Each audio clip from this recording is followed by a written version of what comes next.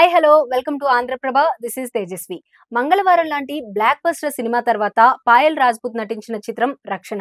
ఇప్పటి వరకు ప్రేమ కథలు, నెగిటివ్ రోల్స్, రొమాంటిక్ సినిమాల్లో నటించి మెప్పించిన పాయల్ మొదటిసారిగా ఇందులో పవర్ఫుల్ పోలీస్ ఆఫీసర్ పాత్రలో కనిపించింది.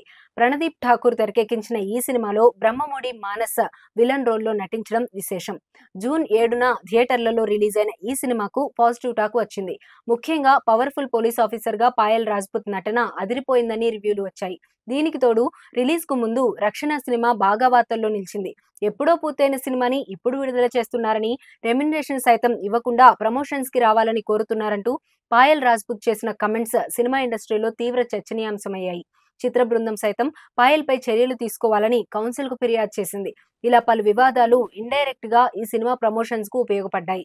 థియేటర్లలో ఓ మోస్తరుగా ఆడిన రక్షణ సినిమా ఇప్పుడు డిజిటల్ స్ట్రీమింగ్ కు సిద్ధమైంది. ప్రముఖ తెలుగు ఓటీటీ ప్లాట్ఫామ్ ఆహా రక్షణ మూవీ డిజిటల్ స్ట్రీమింగ్ హక్కులను సొంతం చేసుకుంది.